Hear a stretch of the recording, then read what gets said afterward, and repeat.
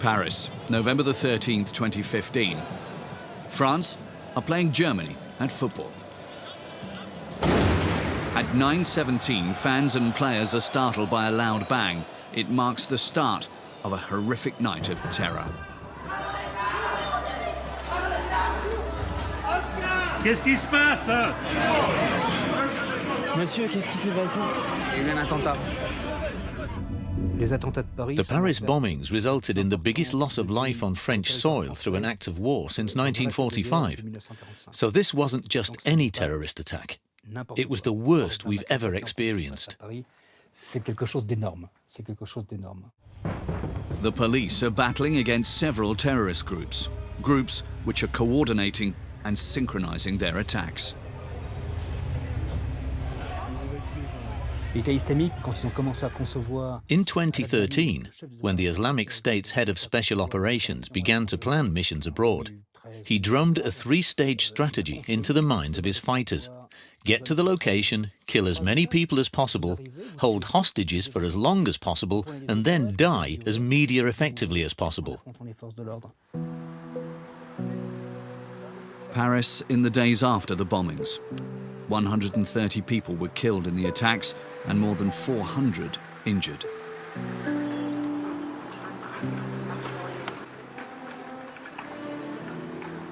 The whole of Europe paid tribute to the memory of the victims.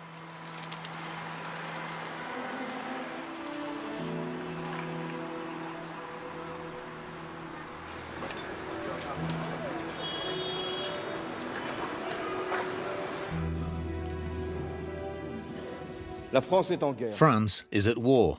The crimes on Friday evening in Paris and near the Stade de France were acts of war. That same night, the search begins for those responsible for the bombings. The terrorists are being hunted by the police and the intelligence service. Like here in Brussels, arrests are made. And in the Paris suburb of Saint-Denis, the leader of the terrorist group is tracked down and killed. And no, these attacks are not just lone wolves. This is well documented. Even groups like ISIS, which is just one piece of this. Everybody knows, has a very sophisticated operational directorate that specifically plans and implements these attacks all across Western Europe. But where do terrorist groups like those, for example, who represent ISIS, the Islamic State, get all their information? ISIS has an intelligence apparatus known as the ENDEVR. The ENDEVR were created by former members of Saddam Hussein's inner circle. These members of Saddam Hussein's inner circle joined ISIS, not for ideological reasons, to make money, but they brought that intelligence know-how and fused it with a terrorist group, making it very deadly. So, does the terrorists' know-how come from intelligence services? France, the United States, Great Britain and Germany support the current regimes in the Middle East. We finance them, we buy their oil, we sell them arms, we build up their intelligence services and their armies. So do our Western intelligence services actually sponsor terrorism? Is there such a thing as a global terror business?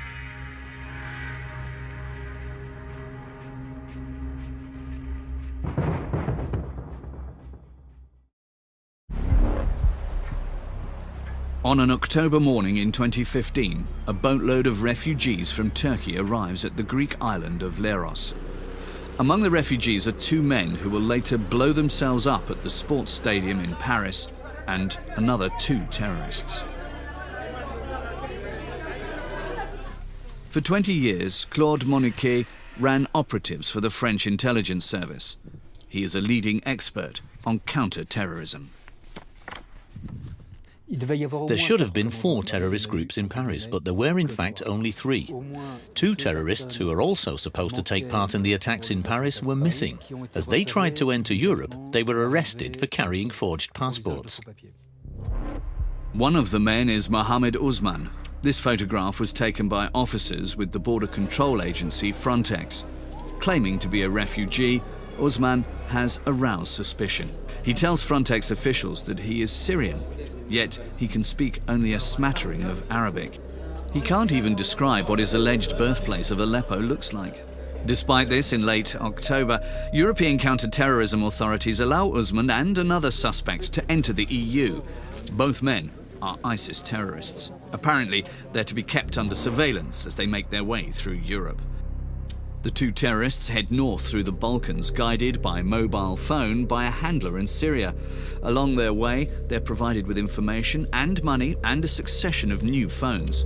This is known later from the chat histories on their mobile phones. Usman, who was originally assigned to be part of the Paris attacks, failed to get there. The day after the Paris attacks, Usman and his companion are arrested in a refugee accommodation center near Salzburg and held in the local prison. Security analyst Sajan Gohel has studied the Usman case.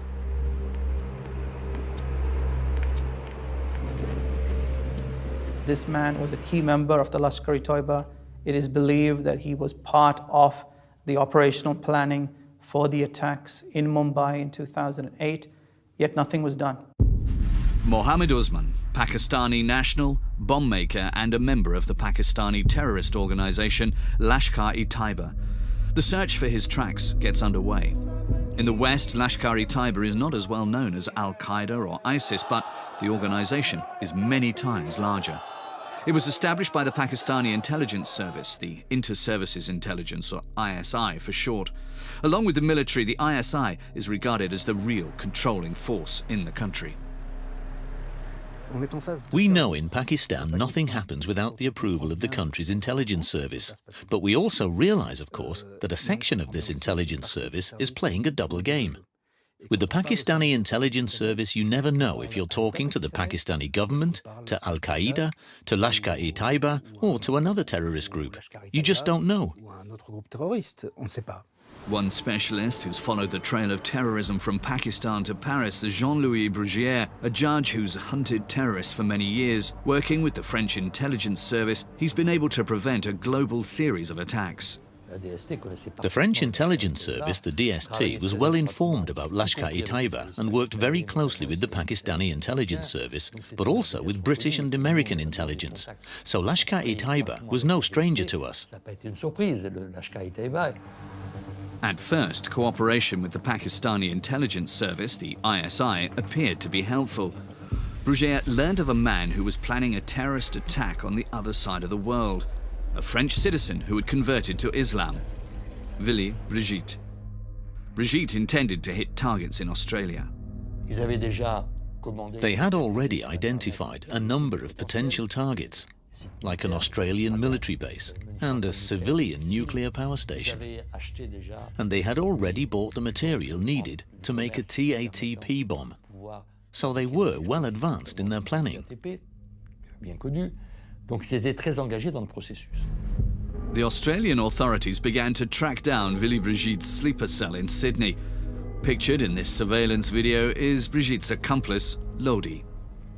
The Australians didn't arrest Willy Brigitte, they just extradited him.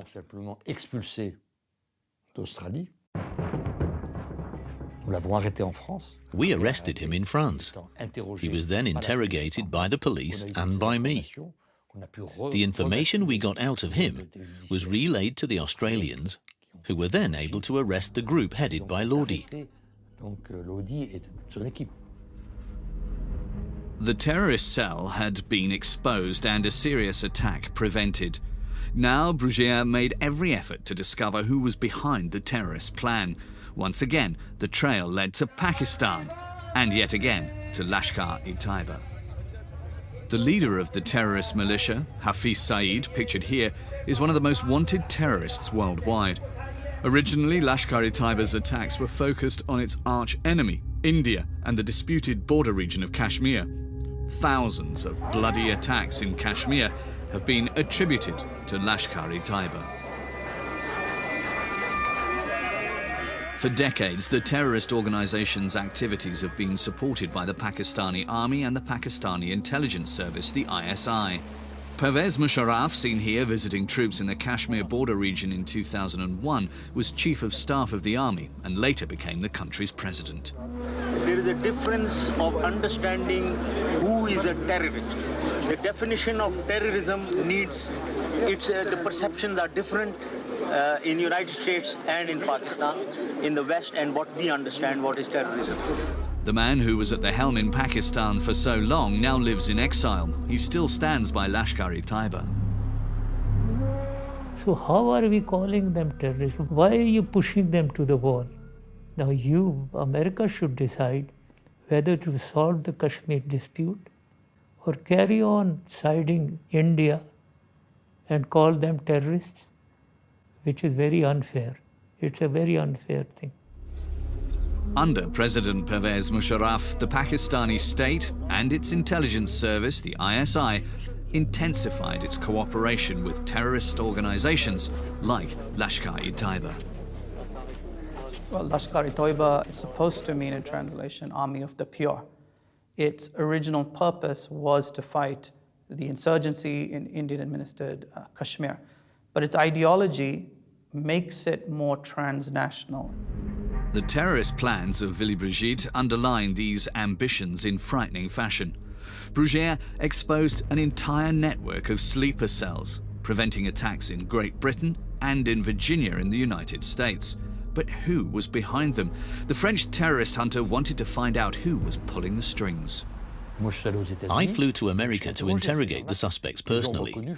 They recognized Willy Brigitte as someone who was in the same room as them and had gone through the same training as them, under the command of Sajid Mir. Sajid Mir, the man behind all three terrorist plans. This is the only known photograph of him. Even intelligence services have only sparse information on this shadowy figure. Suspects in the US confirmed the existence of Sajid Mir and his role in recruiting and indoctrinating Westerners with the aim of sending them back to Europe or the United States to carry out attacks in the name of Lashkar-e-Taiba. Brugiere pressed charges against Willy Brigitte and in absentia against his mentor, Sajid Mir.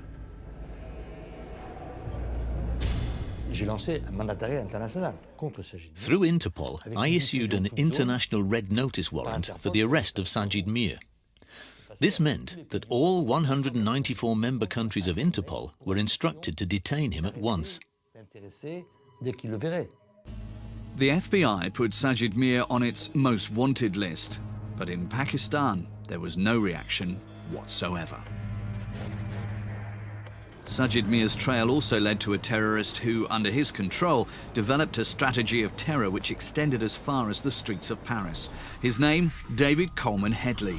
This guy is very different from the other guy that I've looked at because this guy really, really enjoyed being a terrorist.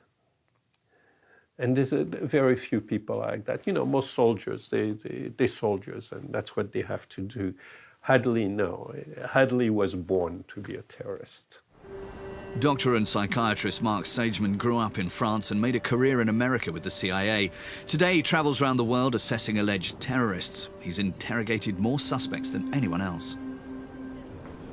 Headley was basically the son of a Pakistani media star and a blue-blood woman, an aristocrat almost, from Philadelphia. David Headley was born Daoud Gilani in Washington, D.C. in 1960. Headley grew up in Pakistan. He attended its elite military academy but left before completing his training. At the age of 17, he moved to Philadelphia with his mother. In America, however, he soon went off the rails. In 1988, he was arrested at Frankfurt Airport. He was in possession of heroin from Pakistan, which he intended to smuggle into the United States. On the trail of David Headley in New York, journalist Sebastian Rotella has researched Headley's story for the New York Times and the Washington Post, in part through the Snowden files. One of the turning points in his life is that arrest at the Frankfurt airport in Germany in 1988. He gets caught by a customs agent, but I think the DEA is already on to him. So he quickly becomes an informant and manages to, he goes to prison, but for less time because he helps the DEA bust the people he was working with in the heroin deal. After serving a short sentence, Headley moves to New York, where he continues to work for the Drug Enforcement Administration, the DEA, as an informant. At the same time, he's still dealing drugs on a large scale. But in 1988, Headley is exposed by an undercover agent and indicted. His lawyer is Howard Leader. He had a rather interesting physical attribute with his eyes. One eye was one color, the other eye was a different color. So there was an arresting gaze that he had, right? He was in jail. He was desperate to get out of jail, and he wanted to, if possible, cooperate with the government again. Although he has reoffended and is being held on remand, David Headley offers to continue working for the DEA on the New York drug scene. His advantage is that, like many New York drug dealers at the time, he's a Muslim. This second deal with the authorities also comes off. After only half a year, Headley is released on parole and is once again an informant on the New York drug scene. And then everything sort of starts to speed up because he's going back and forth to Pakistan. He's smuggling drugs. He's working as an informant. He does an arranged marriage where his father helps arrange a marriage with a very devout Pakistani woman of the Pakistani elite. But he also has this relationship with a Canadian woman here in the United States, blonde, woman who very American or Western type woman. And so he's married, he's having relationships with both of them at the same time. And in that period, in the late 90s, he starts to radicalize. Drug dealer, undercover agent, and an increasingly radicalized Muslim. It's a life between two worlds.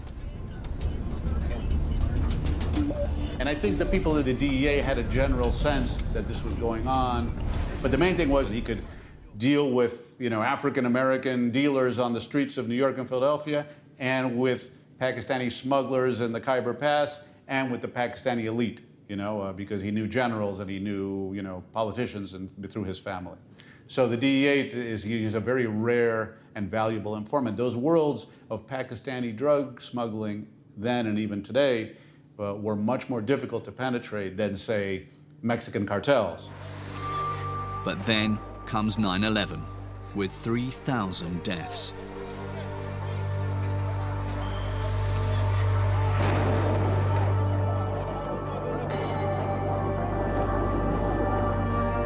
With New York in a panic for weeks, investigators suddenly began to focus on Headley.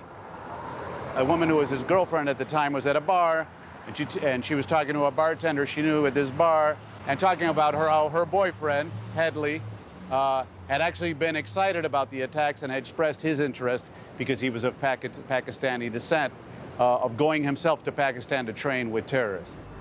For the first time, Headley is suspected of being a terrorist.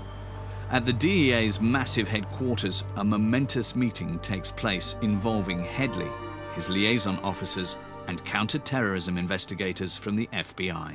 So you can imagine the message that was sent to the investigators. Yes, you have a tip that this guy is involved in terrorism, but he's our guy, and he's so much our guy that we're making him available to you in our headquarters. The US narcotics officers protect their informant. In doing so, they prevent further investigation by the FBI. They even offer him to the FBI and the CIA as an informant in the fight against terrorism. Le 11 septembre, tous les services. After September the 11th, the world's intelligence services, especially those in the United States, had only one interest: counter-terrorism. And they were particularly focused on the link between the financing of terrorism and the drugs trade. The US intelligence services hadn't been able to prevent 9/11, but now at all costs they wanted to hunt down those responsible for the attacks. Good morning. Today I'm pleased to nominate General Mike Hayden as the next director of the Central Intelligence Agency. Mike Hayden is supremely qualified for this position. In the war against terrorism, President Bush placed his most experienced man at the head of the country's most important intelligence service. Four-star General Michael Hayden, who had been director of the NSA for many years, was put in charge of the CIA. that after 9/11, we did a lot of harsh things. And an honest people can disagree with some of the things we did, and we can have that discussion. But, you know, all of us kind of resolved to do everything within our power and within law to make sure it never happened again. Following the attacks on New York, it soon became clear who was responsible. Osama bin Laden and his Al-Qaeda terrorist network. The United States and her allies go to war against the terrorists in Afghanistan. The Western Alliance's most important partner is neighboring Pakistan, which becomes a supply hub. Ladies and gentlemen, the President of the United States and the President of the Islamic Republic of Pakistan. I trust President Bush, and I have total confidence in him. Thank you, Mr. President. For the first time, Pervez Musharraf, the man President Bush also trusts and who now lives in exile, publicly criticizes his country's relationship with America. So United States has been behaving in a very up and down manner. Whenever they need us, they take us. Whenever they don't need us, out Pakistan goes. So every individual of Pakistan dislikes, in fact, I won't be wrong if I said, hate the Americans. Nevertheless, the West places total faith in its problematical partner, Pakistan, an Islamic powder keg and a nuclear power.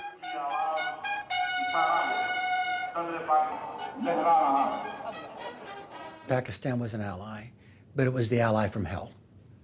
Right? It was a very, very difficult ally. When I went there and tried to get the Pakistanis to do something against Al-Qaeda, we were just coming from completely different places.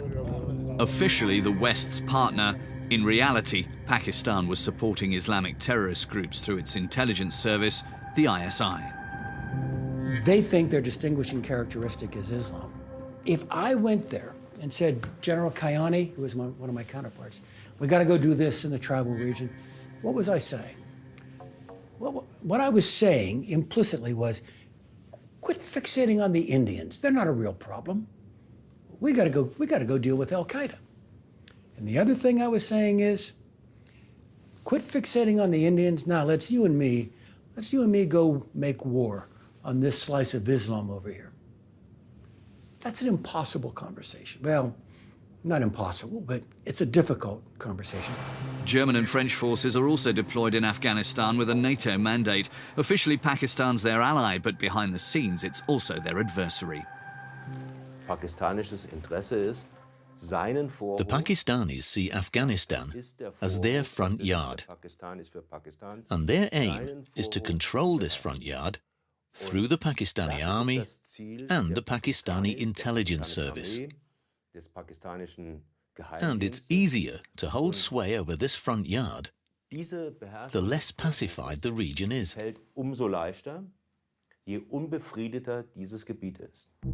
The German intelligence service, the BND, is well networked in the region.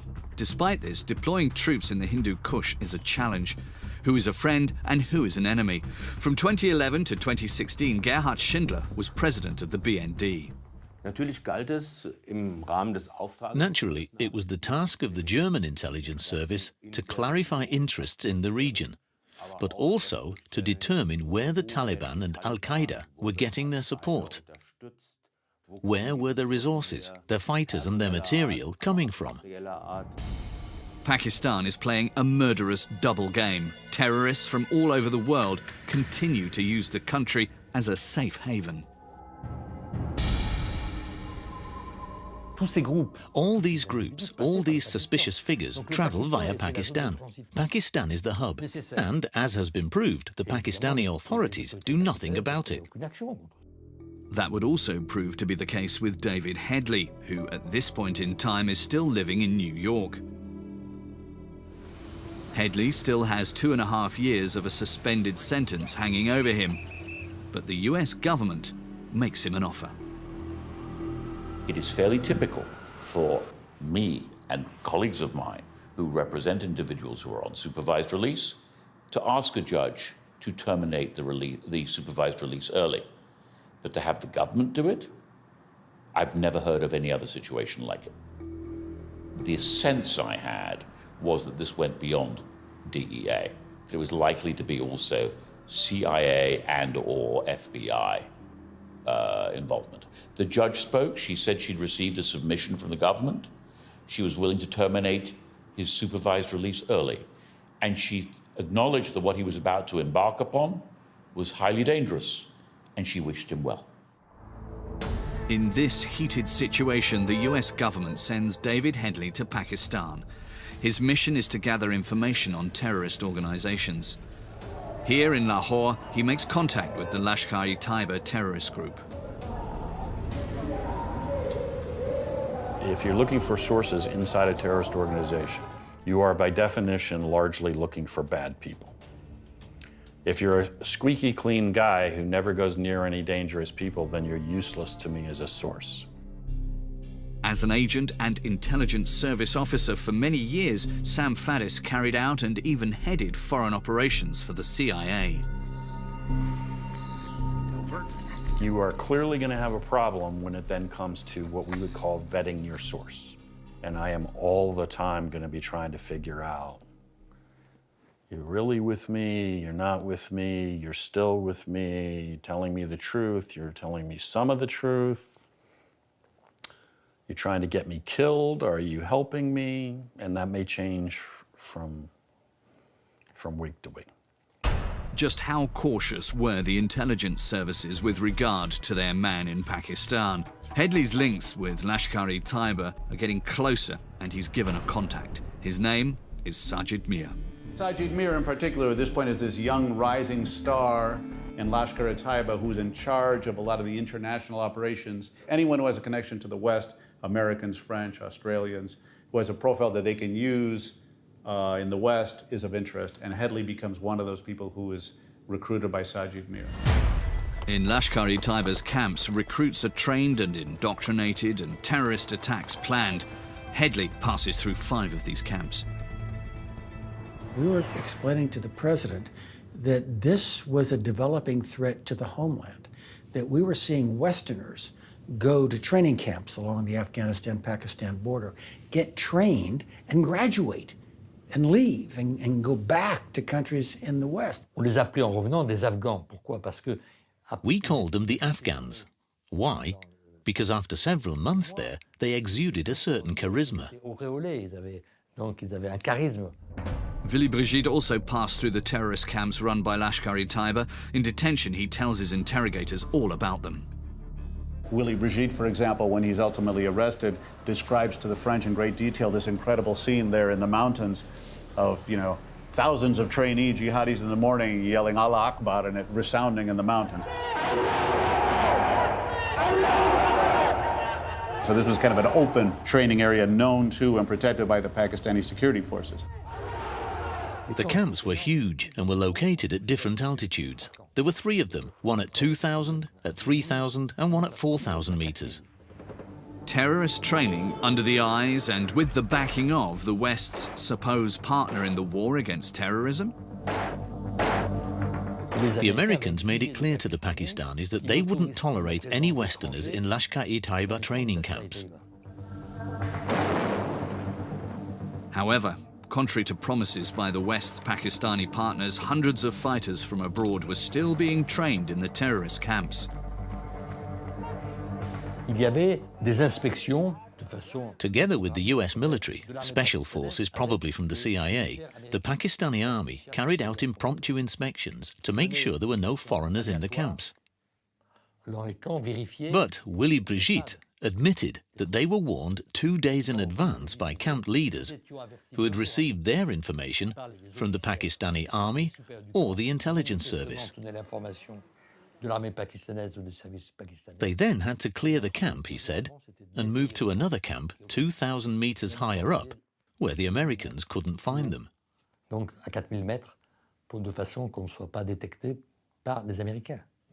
The CIA knew about the terrorist training camps but tolerated their existence as long as they did not contain any Western recruits. Willy Brigitte also spoke about traveling through Pakistan in the company of his handler, Sajid Mir. Once, as part of a convoy, Brigitte saw high-ranking Pakistani officers saluting Sajid Mir, so Mir himself must have been a high-ranking member of the Pakistani military and probably an ISI agent. After all, in Pakistan, the ISI is top dog. Brugier's investigations have shown that Sajid Mir was a former officer in the Pakistani army and originally also worked for Pakistan's intelligence service. They play, what looks to us not a pro-American game or pro-Western game. They play a pro-Pakistan game in order to gain their goals. Only rarely is it possible to gain an insight into Pakistan's notorious intelligence service, the ISI. Three-star General Asad Durrani used to be head of the ISI. He attended a management course in Hamburg, served as military attaché, and for 3 years was Pakistan's ambassador to Germany. Asked about the double game played by his intelligence service, General Durrani is astonishingly frank. If you are good, you will play double or a triple game. So in our case, whatever double game was talked about, people like us used to say, by all means, play these games, play them well. As head of the ISI, Durrani also supported militias which murdered thousands of civilians in Afghanistan. You will find one group useful to you, and I'll find another group, and I'll start supporting them. They may grow out of, our control, like that famous monster, Frankenstein monster, according to the German literature. I mean, that can happen. Supported by the ISI, the terrorist organization Lashkar-e-Taiba is a monster that has got out of control. These scenes were filmed outside its headquarters in Lahore. By now, Headley is perfectly networked with the terrorists. He and his Pakistani wife have started a family and lead a traditional Islamic existence. Headley is an individualist, and even within Lashkar-e-Taiba, he was never completely part of it. In a sense, they always kind of kept him a little bit separate because they realized he was too much of an individualist. But he was perfect to do missions where you needed just one person, and a person that had its own initiative. Early in 2006, Headley travels to the Khyber Pass district in Pakistan's border region with Afghanistan.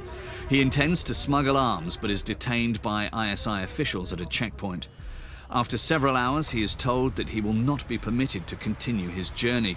But Headley's efforts have brought him to the attention of the ISI. In January of 2006, Headley gets a call from this guy, Major Iqbal, who recruits him, says, you're going to work for Pakistani intelligence, the ISI. Not even Interpol or the FBI has a photograph of the sinister ISI agent, Major Iqbal, who's being sought worldwide. Sajid Mir is his handler for Lashkar, and Major Iqbal is his handler for the ISI. They are sending him to Mumbai to start to do reconnaissance. With this American passport, David Coleman Headley travels to India, even though relations between Pakistan and India are hostile.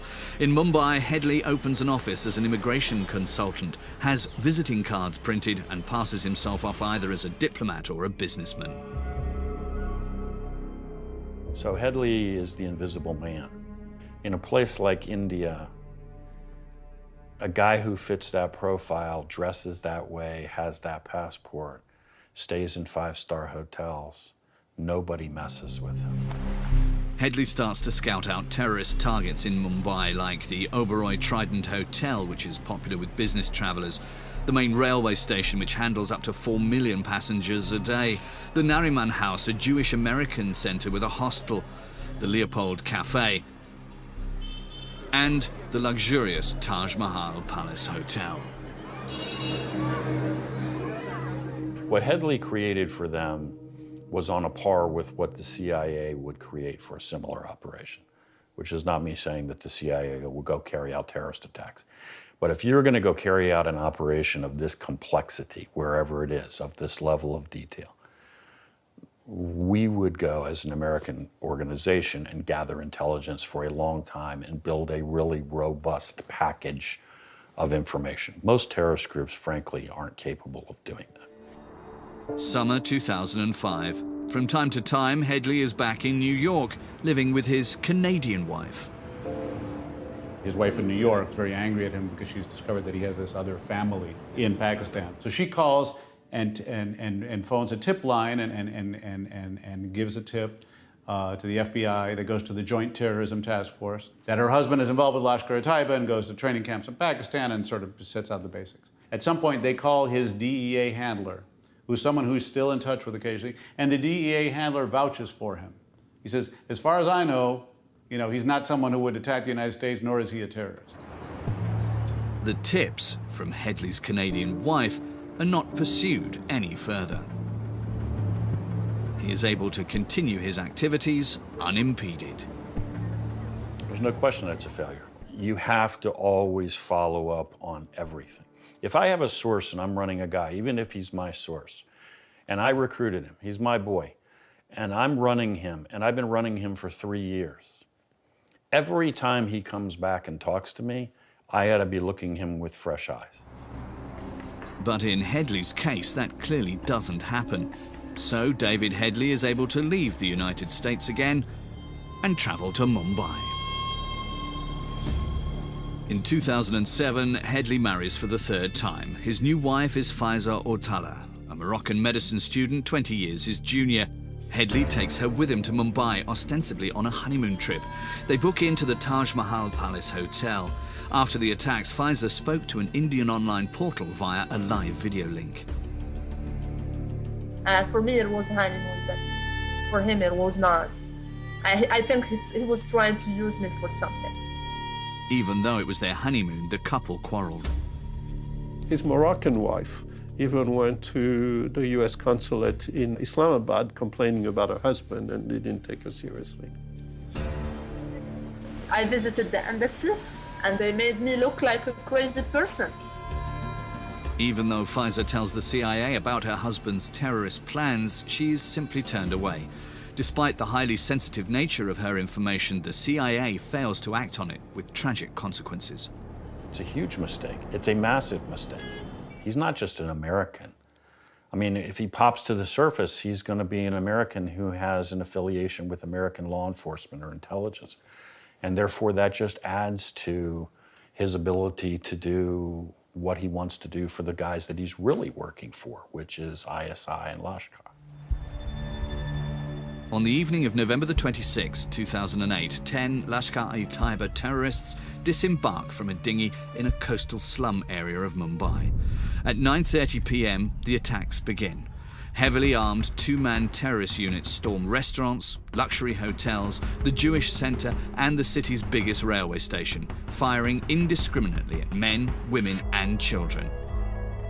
In the hotels, the attackers hunt down their victims, searching for them room by room and starting fires everywhere. One two-man terror unit storms the Victoria Terminus railway station, randomly killing people with hand grenades and assault rifles. 58 people die and hundreds are wounded.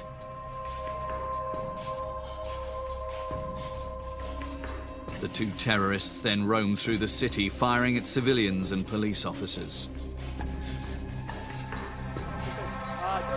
It's not until hours later that the attackers are trapped at a roadblock. One of the terrorists dies in a hail of police bullets. The other is wounded and taken to hospital. Interrogated that same night, the police learn that he is a 21-year-old Pakistani by the name of Ajmal Kasab. This is the video of the initial interrogation. कौन-कौन से लोगों का मारने का बताया था? नहीं, आम लोगों पे कोई खास नहीं दिया था। ऐसा स्पेसिफिक कौन सा? किसी के पास जाओ, उसको कहो कि जिहाद है, फला है, फला है। क्या-क्या? फला नहीं।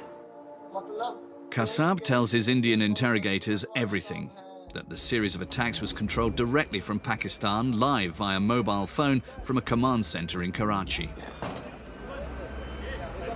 They were told by their handlers, do the maximum damage as early as you can, then acquire a vantage position from where you can continue as long as you can.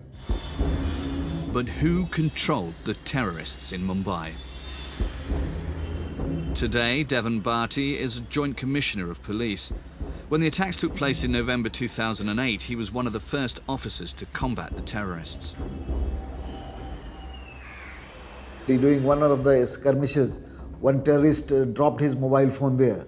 So I got hold of that phone, and when that call started coming from there on that number, I picked up the phone. I tried to talk to the handler, posing as a waiter of the hotel.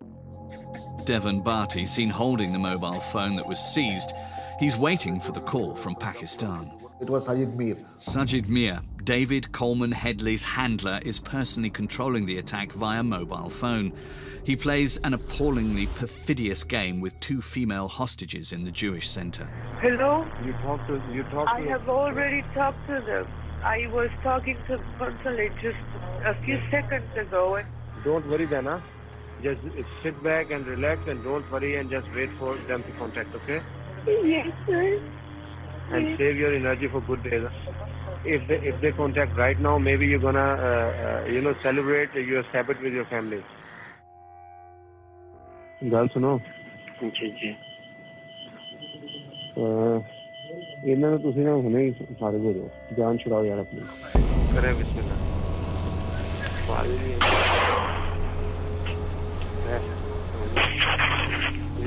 Okay हाँ अभी एक हुआ ना दोनों या Basically, they were 10 moving robots. They were totally brainwashed fellows, hardcore terrorists. They were moving at the direction of the handler sitting in Karachi at that point of time. The terrorists in Mumbai were talking on the phone to their handlers in Pakistan via a provider in New Jersey in the United States. The British intelligence service was listening in live. The British, it is said, even had access to Sajid Mir's laptop in the command center in Karachi. Western intelligence agencies realized at that point that this was a major operation that wasn't just being planned in some remote tribal area. It was being operated and directed in urban centers within Pakistan. The instructions from the masterminds in Karachi were clear. They wanted the highest possible number of victims and maximum media attention. They were to fight to the death. On no account were they to allow themselves to be taken alive. It is chilling reading the transcripts to show just how well coordinated those Mumbai plots were. And it wasn't being coordinated by a terrorist. You can tell the difference between a terrorist directing a plot and an intelligence officer. Terror on the orders of mastermind Sajid Mir. Only a few days previously, Judge Jean-Louis Bruguière had been in Pakistan to press for his arrest. When I heard about Mumbai and Sajid Mir, I asked why he hadn't been arrested beforehand. Had he been stopped, the attacks in Mumbai might never have happened. For the international intelligence services, this must be regarded as a catastrophic failure. They just didn't see the attacks coming. That also applies to the attacks on January the 7th and November the 13th, in London on July the 7th, in Madrid in 2004, as well as 9/11. David Coleman Headley receives coded messages of congratulation. The code word for the attacks is graduation. Major Iqbal is also congratulated by the Pakistani intelligence service, the ISI. You have to step back and look at this. Why is this attack so successful? It is a state-sponsored terrorist attack. Overseen, funded, directed by the ISI, or totally in conjunction, in tandem, in teamwork with Lashkar and the ISI. And that is the reason it is so successful and so outrageous. The terrorist attacks in Mumbai were financed and controlled by the ISI, the Pakistani intelligence service, a partner and ally of the West. In the days after the attacks, the US government is forced to become involved. CIA Director Michael Hayden plays a personal role in its deliberations. I fear we got dangerously close to a major war on the Indian subcontinent because of the Mumbai attacks. And so our charge from President Bush, remember when this is going on, we've already had a presidential election. President Bush only has weeks left in office. President-elect Obama is trying to get ready. I mean, President Bush does not want to give his successor the problem of a major war between India and Pakistan. So we pulled out every every effort we could to try to defuse the situation. India and Pakistan, each country a nuclear power, mobilize their forces along the border. It's only a matter of time, it seems, before war breaks out. So in this case, I think the Indians took a very important, generous, strategic step in not responding to what was a horrible attack. The series of attacks in Mumbai have left deep scars, a trauma for the victims' families and for the whole country. This is India's 9/11. So as I'm watching the fire in Mumbai on my television in my kitchen, in addition to worrying about a major war between India and Pakistan, I'm also thinking Al-Qaeda can go to school on this. And indeed, after the devastating attacks in Mumbai, Headley and the masterminds behind him set their sights on Europe. They want revenge for the publication of caricatures of the Prophet Muhammad. Headley meets with Ilyas Kashmiri, who at this point is one of the most dangerous terrorists in Pakistan, if not the world. So he very seamlessly, the plot transfers to Al-Qaeda. Amongst other things, Ilyas Kashmiri is also responsible for a failed bomb attack in New York. He's on the CIA's most wanted list. Headley is very excited about it, but he also knows he's moving into a much more dangerous and difficult world, which is doing an attack on the West and doing it for Al-Qaeda. And sure enough, that will be his downfall. His new target is the Danish capital, Copenhagen. Headley makes several trips there. He films and takes photographs of the main railway station, the d'Angleterre luxury hotel, the main synagogue, and the editorial building of the Jyllands-Posten newspaper, which published the caricatures of the Prophet Muhammad. This photograph was found on Headley's mobile. What they envision is an attack, Mumbai style, that they will get gunmen who will storm this newspaper building in the heart of Copenhagen, take hostages, make sure that the media is there, decapitate the hostages, and throw the heads out the windows. And it will happen in the most peaceful, unimaginable place possible, which is Copenhagen, Denmark. In Headley's records, the plans for the attack, codenamed the Mickey Mouse Project, are documented in great detail. The Danish plot, Headley was going to do it himself. He was going to kill the people in the newspaper himself. David Headley travels to Britain. Ilyas Kashmiri has provided him with contacts to a sleeper cell within the Al-Qaeda terrorist network. What Headley doesn't know is that since 2009, the cell has been under surveillance by the British Secret Service. MI6 picks up Headley's trail and liaises with the Americans. He's now in the crosshairs of the US authorities. At a crisis meeting in the White House in October 2009, the director of the CIA asked the president to take a decision. Principals in Washington, D.C., including the president, were briefed on what information was gathered during this investigation, whether or not to arrest Headley or to continue to surveil him. The file on the US agent who is now a terrorist lands on the desk of American President Barack Obama. He has to take a decision. President Obama himself made the decision to, in fact, go ahead and arrest him at the airport. Agents in Chicago prepare to arrest Headley before he can return to Europe to plan an attack. The FBI agents approached him at the airport, brought him to the FBI headquarters in Chicago, and sat in a room with Mr. Headley and started talking with him. As they take him into the interrogation room, they have his former DEA handler standing where he can see him. They don't talk, but he sees him. And the message there is, it's time to do what you've done in the past. Change sides, get with the program, become an informant. At FBI headquarters, Headley immediately offers to betray his accomplices. He wants a deal. These are original pictures of his first interrogation. I mean, I know you have plenty of evidence against me, but really I'm just providing you more and more evidence against me, and we're not making any arrests. Seeing him explaining to the FBI, you can see he was just so proud of it and could not understand that. And of course, the FBI agents kind of made him talk. I mean, that was really the whole point of it. That's what I was thinking about this thing about Sajid, maybe you mentioned this, maybe. Headley makes the FBI a spectacular offer. He's prepared to help them capture Sajid Mir. You know, I've studied thousands of terrorists. He's the only one that I can think of. So you can see that it's very unusual for a terrorist group to have a psychopath, a sociopath. Because you have to have this feeling of groups. You sacrifice for the group. You do things for the group. A psychopath, sociopath cannot do that. You know, it's all about me. If nothing works out, and then all this stuff is going to be sitting there further, and I'll be the person that you got. You know what I mean? Headley even offers to lead the FBI to al-Qaeda terrorist Ilyas Kashmiri.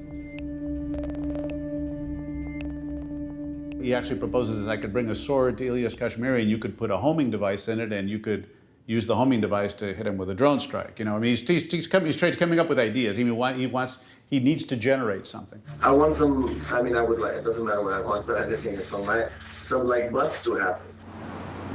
What did the American intelligence services know about their agent, David Headley?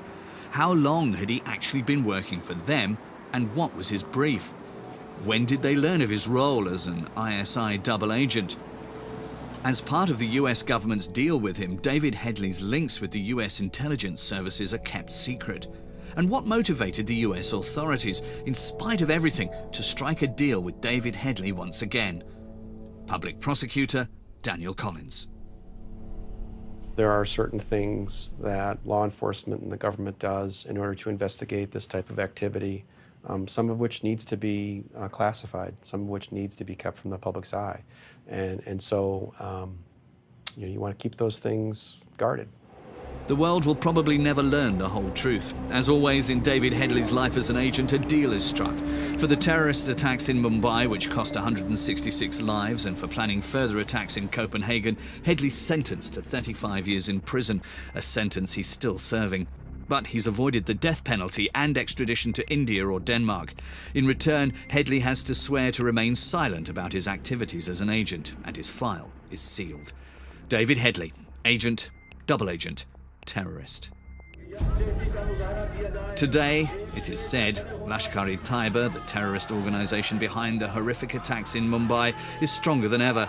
The former ruler of Pakistan, General Pervez Musharraf, stubbornly refuses to accept criticism, especially any directed at Lashkar-e-Taiba. So how do you call them terrorists? I call them mujahideen. It is this organization of Lashkar-e-Taiba. They are the best NGOs in the world. Politicians and heads of state from all over the world are pictured here with their partner, Pervez Musharraf, including the then French president, Nicolas Sarkozy, even though Musharraf is one of the main supporters of the very organizations that are bringing terrorism to Europe. Richard Kemp is a former intelligence service advisor to the British cabinet. There's no question that the ISI is interested in energizing and maintaining the terrorist conflict against the West. And somehow you will find a link from most terrorist attacks around the world that go back directly or indirectly to the ISI. So they are a major facilitator and supporter and director of terrorist actions against the West. Mumbai, Copenhagen, Paris. The trail always leads to Pakistan. And what about other countries? Is there evidence there too of links between terrorists and the allies of our intelligence services? I'm quite certain that these links which you mention in relation to Pakistan can also be traced back to Saudi Arabia and also to North Africa.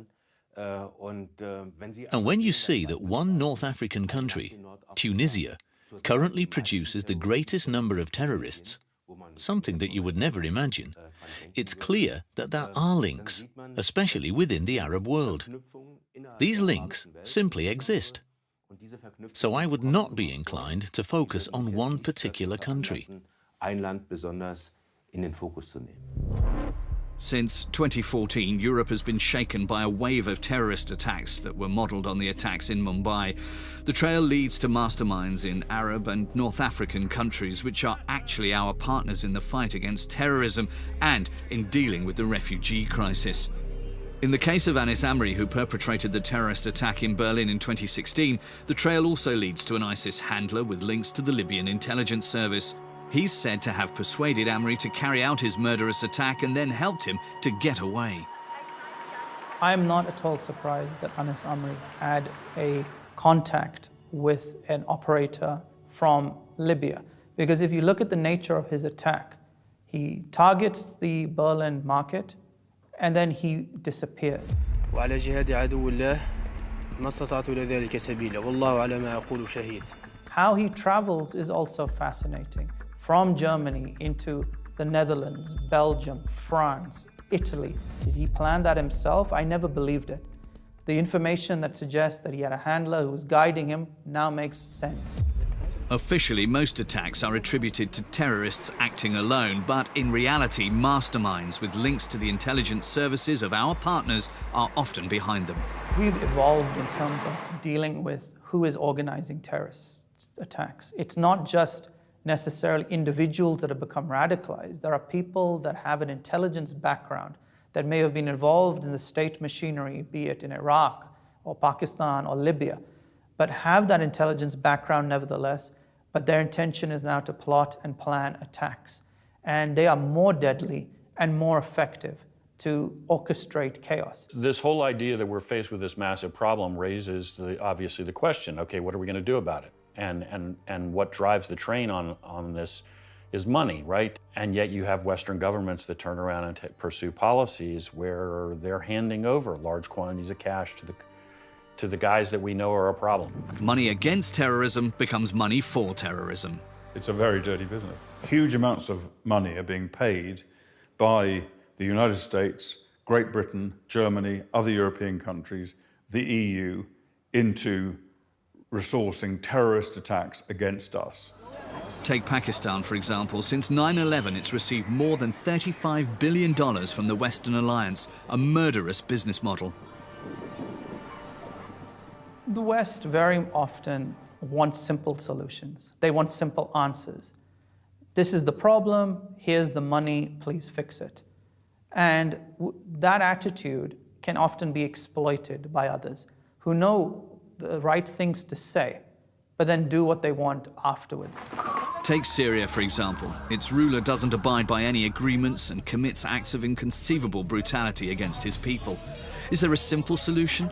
Is it enough simply to cease cooperating with such problematical partners?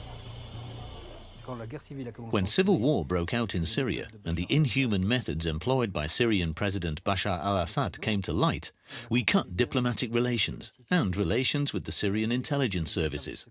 But did this produce a single positive result? No.